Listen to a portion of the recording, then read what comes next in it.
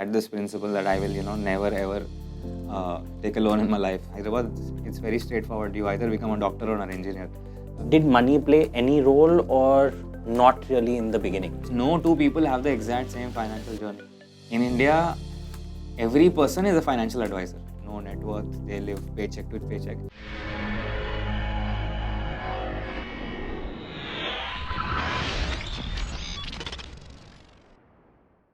Welcome to Discussions at One Finance, where we try and find people who fit different money signs and understand their psychology around money. Today we have a guest called Abhishek, who's actually a marketing consultant and has worked with athletes as well as a bunch of other celebrities in sports and media management. Well, he's coming from a very glamorous industry, and let's see how that shapes your perception towards money and wealth. Hi Abhishek, welcome to the show. Hi Sarthak, thank you for having me.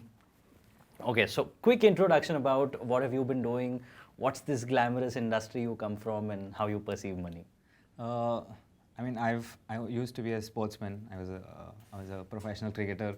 From that, I moved into sports management and got the opportunity to work with a lot of national superstars.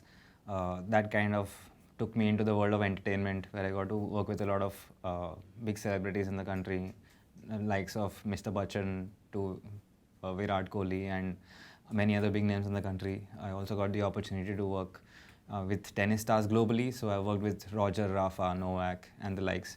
So it's been a great experience for me to work with people from within the country and abroad. But it's a different world from what we would normally perceive.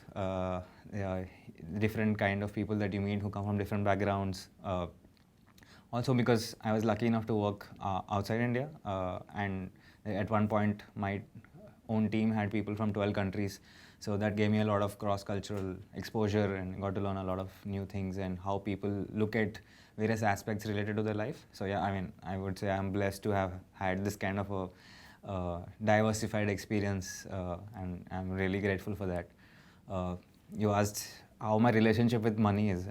It's been I'd say, I don't know how to describe it in a sentence, but it's been quite unique. Growing up, it was completely different. When I started working, it got completely different, and it's completely different right now. Growing up, my parents and me and my sister, we used to live in a small studio, kind of a one-room kitchen. I think that's what it used to be called, one-room kitchen. We used to live, and Dad always used to buy everything on debt. TV भी loan पे ले सकते थे वगैरह वगैरह. So I always kept hearing about EMIs all the time, and all that I learned through my growing years was save. So that was one thing that was always in my mind growing up, that how much ever money I earn, irrespective of quantum, I should always save money. And because there was this whole fear about loans, I had this principle that I will never ever take a loan in my life. That's how I grew up. It was more of a feeling of being scared कि ऐसा दिन कभी नहीं आना चाहिए कि पैसे की वजह से प्रॉब्लम हो या पैसे की प्रॉब्लम हो लाइफ में, because I was seeing a lot of it at home. So after I started making money, even first salary, whenever it came, it was obviously a great sense of achievement. The work didn't matter, the pressure didn't matter, the responsibilities didn't matter. What mattered was money was coming into the account every month, and that was like a massive achievement for me. And again, same principle, just started applying save. But my first relationship, till then it was same. The relationship with money changed slightly when first time financial year end ho raha tha, and the employer asks you, okay, please send your tax saving के आपने जो investments वगैरह किए हैं, please, if you send that, they'll do the TDS deductions and calculations accordingly. And I had absolutely no idea. I didn't know what TDS was. I didn't know there are avenues where you invest to save tax and stuff like that. So that was, again, I would say, next phase of my relationship with money changing and growing a little bit. And it took a lot of time for me to evolve and learn more about money. I did not understand investments, and I had this mindset that if I don't understand it, I will not get into it. So I would not do any investments. So there was money just going into one word that our parents teach us is FD. FD kar le. Because at least in my household, that was literally the only way of keeping money safe. and that is all I wanted to do, keep money safe. So it was only there. Then as I got closer to my 30s is when I really educated myself more. Thanks to social media, we started getting a lot more exposure. Read a lot of stuff online, researched a bit, and then I understood that investment karna zaruri hai, and then I started investing. But then, with no financial advisor, no guidance, and just relying purely on what is available online, I made every possible mistake that I could make. Invested in horrible avenues, terrible stocks, penny stocks.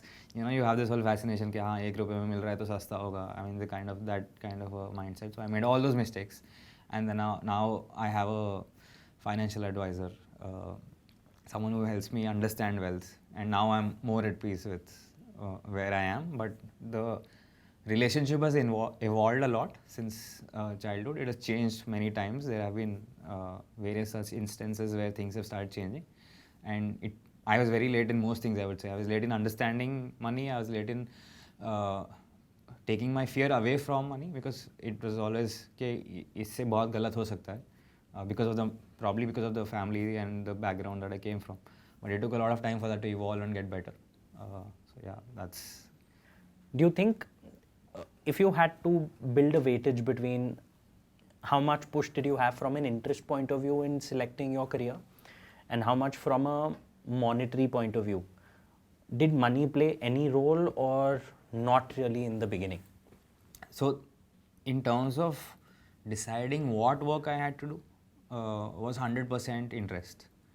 But in terms of me having to quit cricket and to move on to doing a job, getting into work, was 100% money. Because in that part, I was not making any money, and I could not, be an adult and be dependent on my parents at that point. It was too much pressure for them, and I was feeling this whole sense of responsibility कि मुझे पैसा कमा के घर पे लाना है. अब तो engineering भी हो गई, right? So that decision was 100% monetary कि मुझे job करना है, but क्या करना है, that was 100% driven by interest. So I think it's a great place to be, where you can find an opportunity which is of interest and also solve for money. So how did you spend your first salary? What did you do with it? Actually, I'll add one thing to it. First salary was one, but I made my first rupee when I was 13 years old. Because when you play for the state or when you play nationals, you get match fees. And at that point, I played my first match for Hyderabad. I got 600 rupees. So I remember I took the envelope. As it is, the envelope went straight to the parents, because it felt like you are now contributing, right? So, but that was just dependent on how many matches you would play and how often you would play those matches, which pay at that point was only at the state level. You would not get paid for any of the matches. But first salary,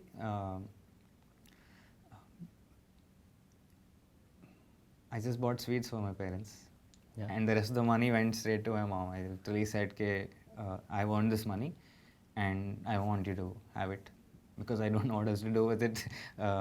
Just the normal bare expenses of fuel were taking is what I used it for, but everything else was just there. I honestly, it was too big of an occasion to have any other thoughts from just dedicating it to the family. Understood. So, was there ever a place or point in your time when, was there ever a point in time in your life when you thought, okay, now my role in the family from a monetary standpoint is changing? So as you mentioned, your first salary went into buying sweets for your parents and just contributing to your family. Do you think that role changed as your parents aged, or was there an inflection point that you can think about and say, okay, this point really changed my role in my family from a monetary standpoint? Yeah, I mean, not necessarily an inflection point, but a realization after a while. When I started off, it was more like, now my parents don't have to worry about me, because I am still, now I'm able to take care of myself. I'm able to earn for myself. So I'm not a burden of sorts on the family. That was the first kind of a relief, right? But as I moved on, and then a few years later, my dad fell seriously ill. He got a brain stroke. And after that, he could not he's never been in good health since then. But when that happened, it kind of I started feeling responsible, saying that till then I was still the whole aspect of still feeling the sense of achievement and moving ahead with things. Was everything was happening smoothly. My parents liked what work they were doing. They were happy with their jobs. But when this happened, it kind of hit somewhere. Okay, bhai, how do you prepare for this, both mentally and monetarily? And that time I did not have a sense of preparation. But then I started, thinking in that direction. Ke emergency ke liye bhi prepare karna chahiye. I should always be an extra support for my parents. So that's when I started then proactively sending money to them also. Luckily by then I was making decent amount of money, so I was able to start sending money to them.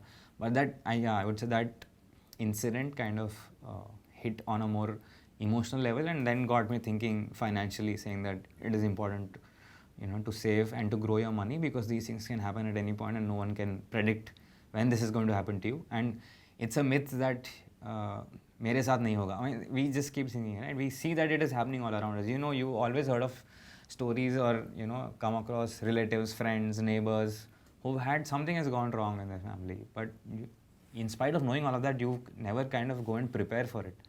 And at least I did, or I did not have the mindset to. But when it happened to me and to the family, that's when it kind of brought about a change in mindset. Okay, now certain things need to change. So you mentioned a medical emergency or an incident in your family, which was kind of an inflection point. Do you think any time after that you decided that you have to build an emergency fund and probably take medical insurance, or you think these are mutually exclusive things, or things which both have to be done, or you did not put a thought to it? I mean, at that point I did not know what an emergency fund was. I did not know it was called an emergency fund. I just knew that I have to save some money which can be available at any point for an incident like this. And yes, that was the first time I actually thought about medical insurance. Till then, I had no understanding or idea about it. This was also, I think, little before this kind of data became available online. This is a little before. So that's when, after that is when I started, on proactively looking for it. But till then, and even at that point, I did not know what is the direction to take. I think it's one problem that I realize now is that in India, every person is a financial advisor, literally.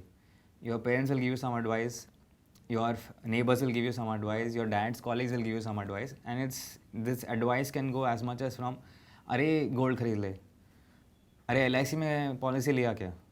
And invariably, the entire country knows some LIC agent. It's amazing marketing and amazing strategy, but that's where it ends. But literally everyone knows some LIC agent, right? तो LIC policy की के नहीं, अरे इतना महंगा ये क्यों खरीद रहा है, इससे अच्छा तो वहाँ पे लैंड ले लेता, right?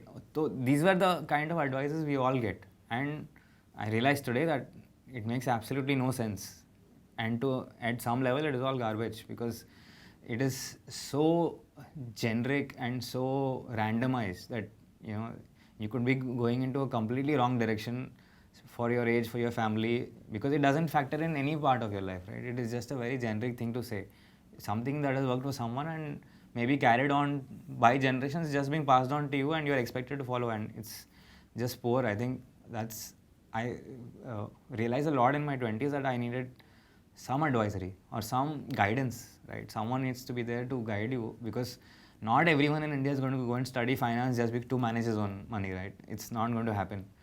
Then there would be only one profession in the world, but that's not the case. So how do we manage money? So that was always a question, and I never found the answer for a long time, till I found the wealth manager or advisor that I now have. But that I found to be a major challenge, especially in my 20s. I had no idea.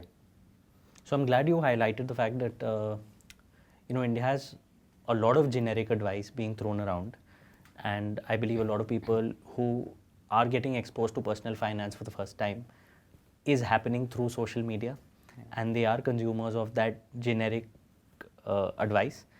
At which point do you think you realized that it is garbage? You said it's garbage, it doesn't apply to... Was there a point where you realized, okay, what is being said by popular opinion, social media, does not apply to my life or is not right for me? Was there any such investment Ma- opportunity? I think many times it's in the last. I think especially I think this has happened a lot after COVID. Right. By the time I got some sense of at least my own money, and then when you look at a lot of creators, I don't want to call them influencers because they don't influence me. When a lot of creators started talking about finance, I really appreciated the fact that they educated us about things that we did not know, or they gave us a perception about things that we were not aware of. Certain terms, certain circumstances, certain hacks, certain rules, laws that we need to be aware of. That was very educational, and that's what really got me into consuming more such content. But the moment it got into giving advice, when it started off first, it seem to make sense, right? Because we are so unaware about the whole reality around our own money and wealth or the economy in general, right? That it will seem like oh, this is the right thing to do, and I made those mistakes. I took the advice blindly and implemented it even, only to realize that in finance there is no one size fits all concept. It should not be. It doesn't exist, because no two people have the exact same financial journey, and they will never have. We've all earned money in a different way, in a different position, different age, different amounts, grown up in different backgrounds. Like I 100% sure that my parents and my relationship with money was completely different from yours and the next person. So the kind of mindset we've grown up with towards money can never be standardized. It cannot be standardized to an extent where it becomes implementable financial advisory. So that's when it kind of after a while it kind of disturbed me, because many times even the basic questions like rent or buy, right? I would appreciate it if you tell me the pros and cons of both, and what factors I need to consider if I want to rent a house or buy a house, right? So then I can make an educated decision. But if you're telling me, okay, renting is better than buying, and you feel so, I mean, it's just, I think it's poor advice, and that's now thrown about quite a bit on social media, which is quite unfortunate. But when we were speaking offline, you did mention how you have more than 10 credit cards. So now I'm just trying to I'm trying to understand what kind of person Abhishek really is. Is he the kind of person who will go and set up a house close to a forest? Or is he someone who will be like, I travel so much, I need lounge access, I need these benefits of a credit card, and I need these many because one will get me flights, another will get me discount at a hotel stay. Now I'm trying to understand, where is Abhishek really? I think a bit of both. So my first experience with credit card was when I was in Dubai. For some reason, the relationship manager was able to convince me to have a credit card, and it was free and all of that. So I took it. But because of this whole very middle class mindset in India, कि loan galat hai, credit cards are dangerous, they're risky, it's a trap. You should never risk getting into the trap. So I had the credit card. I said the first time, what I did, I swiped the card. I went home and immediately paid that much amount into the credit card bill, right? And I would just do this, and I did it for months. And then I realized, okay, maybe I can do this weekly instead of doing it every day. Then I started doing it weekly, and then I realized, okay, if I'm disciplined enough, and because I'm already so focused on ensuring that I don't skip a bill, I'm sure I can be disciplined enough to make the payments on time. During these few months, I realized that I was able to get good benefits out of it. I was traveling internationally at that point, and quite frequently, especially in Asia. So, and that point, lounge access was still not as popular as it is in India now. And I was able to get lounge access globally and free with that credit card that I had. And that kind of the experience that you have when you go to the airport, you don't have to pay for food or a drink, and you can just relax. You have a good environment. It is peaceful, quiet, and also the sense of exclusivity, right? The very few people get into lounge access, say in Doha, in Qatar, or in Tokyo. So that kind of made me realize there are benefits, but you need to be disciplined towards it. So after I came back from Dubai, I was here, then got my credit card, and then I realized the point system here is a little different. But it was kind of a kick that I can make the most of this, because I know I'm disciplined enough to never skip a bill. I know I'm disciplined enough to not overspend. I don't think in my whole about 7 years of owning a credit card, I have ever utilized maybe more than 20% of the credit limit I've had, even at the highest point. So I've always kept that in check. And till recently, I wasn't even aware that's a parameter for your CIBIL score. It was just how I was. I was never overspending because I had the ability to spend with this credit card. So that didn't happen. I never skipped a bill. So, and I would get points. And there have been so many instances where I've traveled within India and internationally and not had to pay any money for the flights apart from the taxes or a small percentage of the total amount. Same thing with hotel loyalty programs. I've converted the points and stayed in many hotels many times and not had to pay for the stay. So the excitement of getting something for free, especially in India, I mean, free में मिल रहा है और इतना valuable और luxury के साथ मिल रहा है, तो I want to make the most of it. So, you know, this conversation of credit cards also always reminds me that India basically has two kinds of credit card users.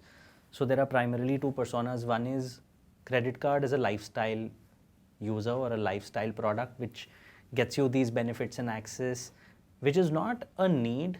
It's actually a frill and a feel-good element that you can add to your life. And there is, of course, another credit card user who probably needs credit, personal credit, to meet a need. I understand that you are in the former category. And do you think that lifestyle product or being introduced to credit cards is by virtue of the fact that you've worked with people who, in the power law of economics, are in not just the top 1%, in the 0.001% of not just India but the world? I mean, you've worked with international athletes and, you know, sports stars.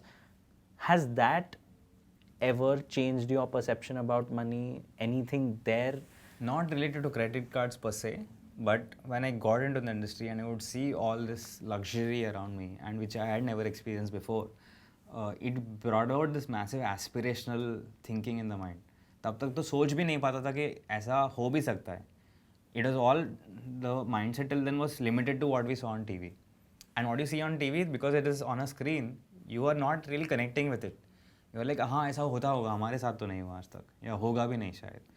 But when I started seeing it in person, and the level of luxury that I saw was something that got the aspirational juices flowing, saying that, you know, maybe one day I want to be there, because I don't want to be struggling like this for the rest of my life, or at least my future generation should not. For that, let me look at money closely. Let me think about how I can increase or grow my wealth. And initially, unfortunately, the only path to that seemed like earn more money, which I think is still the best way of doing it. But the part which also should be invest or grow your money that you already earned. That is the part that came a little later. But yes, being around a lot of glamour and a lot of luxuries brought about a lot of aspirational mindset. I think what you said also tells me how earlier growing up, when you mentioned you gave your first salary to your parents, and now when you take these financial decisions, you take your wife into consideration. It shows how much importance you really give to the psychological satisfaction of your family and your immediate close ones to take monetary decisions, which surprisingly, because I have your MoneySign report, it actually tells me that you're a virtuous elephant. And it's seen that virtuous elephants actually take into consideration all these factors, which is surprising. So from your report, I'm going to tell you your strengths as a virtuous elephant, and you can tell me if you think this is right or wrong. It says that you are extremely disciplined as a person. I think we can see that in your athletics background and whatever you've told us so far. It also says that you really believe in long-term planning. I think, which is pretty evident. In weaknesses though, it mentions that you have preferences for popular investment products. Do you feel there has been a investment product which you've invested in only because it was quite popular and all your friends were investing in? I mean, I would say not necessarily invested, but got attracted to it because it got popular. But then the other part kicks in where I want to be 100% sure. So definitely yes. I mean, it's a bit of a weakness, but probably maybe sometimes and sometimes maybe not.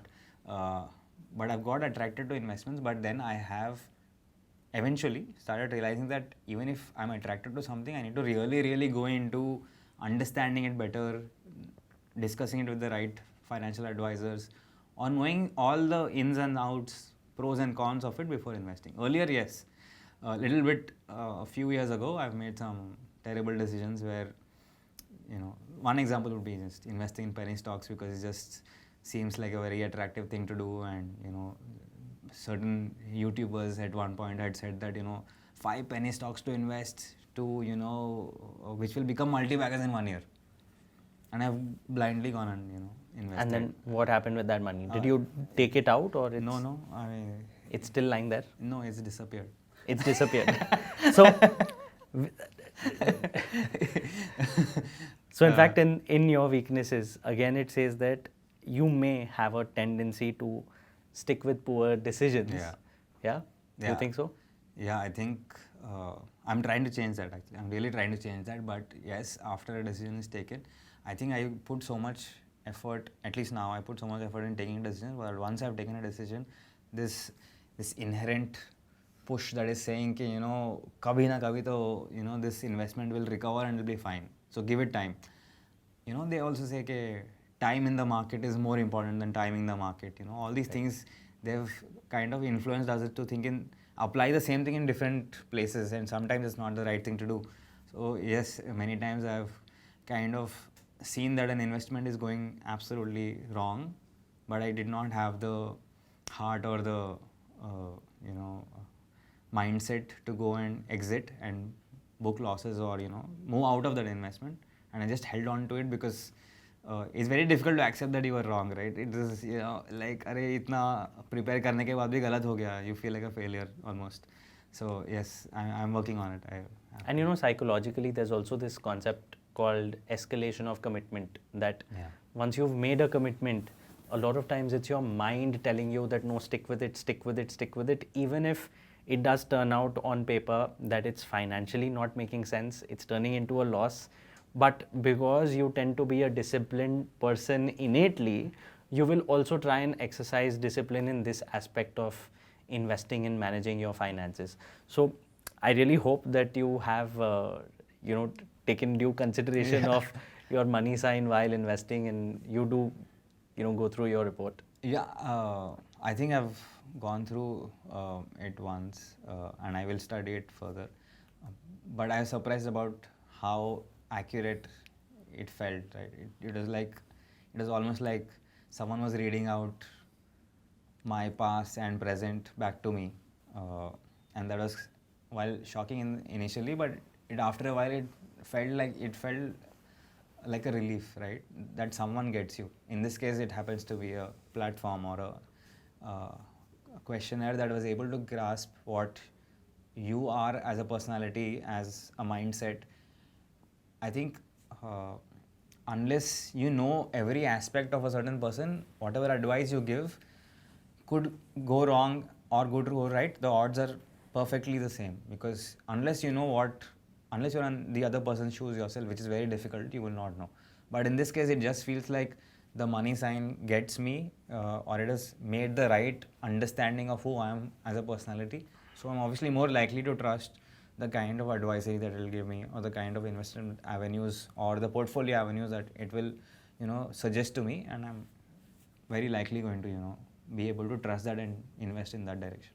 Has there ever been an occasion where you've invested in something which you haven't understood, or you haven't analyzed, or you've kind of dependent on the advice of some other person and done it because you trusted them? No, never.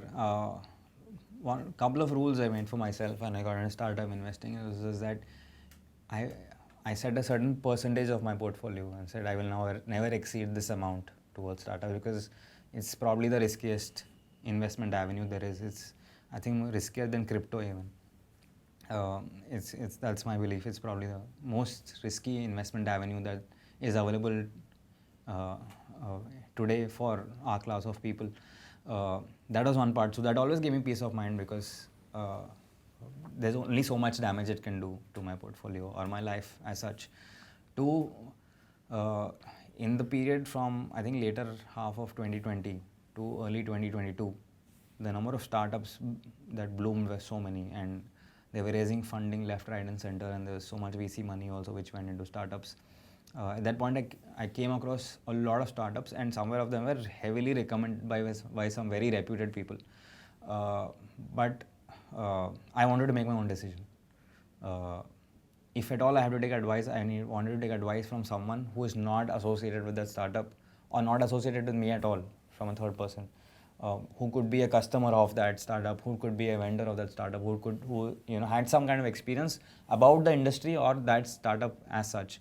I've spoken to industry people who just know the avenue better if I don't know about it enough. Yes, to answer your question, I've never invested in a startup that I could not wrap my head around. If it is too complicated, then I don't want to get in because I have no idea what direction it will take. And secondly, one parameter I set for myself was if I could contribute to the startup in some way, because I worked predominantly in startups and I have a different kind of experience. I got into creator economy later. So the creator economy part, the athletes part, the brand endorsements part, all of this is I know, and if I feel in a certain startup that I can add that value, I've spoken to founders about being able to give in that kind of additional value to them, so I can make the association more fruitful and help grow the company. That's very gratifying for me. I mean, it makes me feel better. Wonderful. That definitely sounds like a person with virtuous traits themselves. Thank you. Thank you so much, Abhishek, for being here and being part of this conversation. Thank you so much, Sarthak. It was great. Through Abhishek's life story, we understood how he actually imbibes values of being a virtuous elephant as per his money sign. I now invite you to discover and find out about your money sign.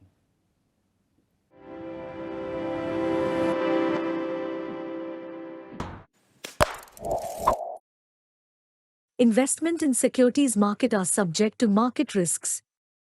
Read all the related documents carefully before investing.